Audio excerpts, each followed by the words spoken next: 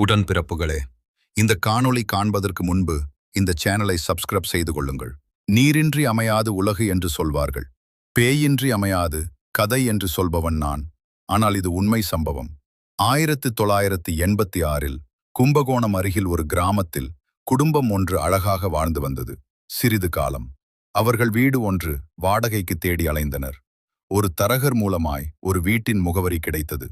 அங்குதான் இருக்கிறது அவர்களுக்கு மிகப்பெரிய ஆபத்து என்று அப்பொழுது உணரவில்லை. அக்கம் பக்கத்தினர் இவர்கள் குடியேறும் பொழுது முகத்தை கூட பார்க்காமல் கதவு ஜன்னலை மூடிக்கொண்டனர். இந்த குடும்பம் அன்றாட வேலைகளை தொடங்கியது. சில அமானுஷ்யம் வீட்டில் நடப்பதை தாய் உணர்கிறாள். அங்கு வசிக்கும் வயதான முதியவர் ஒருவர் வீட்டிற்கு யாசகம் கேட்டு வந்தார். ஆனால் அவர் அந்த வீட்டில் அந்த குடும்பத்தை பார்த்தவுடன் இமைக்காமல் நின்றார். நொடியும் தாமதிக்காமல் அவர்களை அழைத்து, இது பேய் வீடு, இங்கு ஏன் வந்தீர்கள் என்று வினவினார். இதை எல்லாரும் கிண்டலாக எடுத்துக்கொண்டு பெரியவரை துரத்தினர். விதி யாரை விட்டது என்று புலம்பிக் கொண்டு சென்றார். மறுநாள் முதல் இரவில் மரண ஓலம். யாரோ ஒருவர் அழுகிறார். காலை அவர்கள் வளர்க்கும் நாய் இறந்து கிடக்கிறது. இதை பற்றி பெரிதாக எடுத்துக்கொள்ளவில்லை யாரும். ஆனால் இன்று இரவு காத்திருக்கிறது அதிர்ச்சி. வீட்டில் நடப்பதை குறித்து அன்று பேசி அந்த பெரியவரை தேடி அலைகிறது இந்த குடும்பம். நண்பர்களே, அதற்குள் அன்று இரவு 11 மணிக்கு யாரோ ஒருவர் அழுவது போலவும் நடந்து செல்வது போலவும் அவர்கள் மேல் கை வைப்பது இது போல நடக்கிறது. விடிந்தது. ஒரு வழியாக அந்த பெரியவரை கண்டுபிடித்து அவரிடம் அந்த வீட்டில் நடப்பதை கேட்டு அறிந்தனர். அதற்கு அவர் மேலே பார்த்து, நீங்க போயிடுங்க, வரக்கூடாத இடத்திற்கு வந்துட்டீங்களே. அந்த வீட்டில் ஒரு காலத்தில் சமையல்காரனாக வேலை செய்தவன் நான்.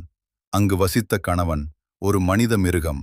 தன் மனைவியை சந்தேகப்பட்டு தினமும் சித்திரவதை செய்து ஒரு நாள் கொலையும் செய்துவிட்டான். தன்னுடைய மாற்றுத்திறனாளியான மகளையும் கொன்று அவன் வேறு பெண்ணோடு சென்று விட்டான். அதுவரை தான் எனக்கும் தெரியும். அவன் இருக்கானா இல்லையா என்பது அந்த கடவுளுக்குத்தான் தெரியும். அந்த குடும்பம் சொன்னது, அந்த ஒருவருடன் ஓடி வந்த பெண் நான்தான். அவர் என்னைத்தான் திருமணம் செய்து கொண்டார். இப்பொழுது அவர் உயிருடன் இல்லை. எனக்கும் கால் சரியில்லாத பெண் பிள்ளைதான் பிறந்துள்ளது. எல்லாம் அந்த ஆத்மாவின் பாவம் என உணர்ந்தால் அதற்கு அந்த முதியவர், அந்த ஒருவனை பலிவாங்கத் துடிக்கும் இந்த இரு ஆத்மா யாரையும் இந்த வீட்டில் இருக்க விடாது.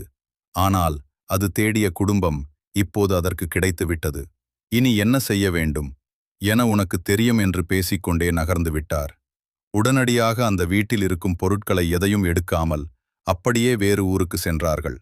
இதில் இன்னொரு திருப்புமுனை என்னவென்றால், அது என்னவாக இருக்கும் என்பதை நீங்கள் கூறுங்கள் நண்பர்களே.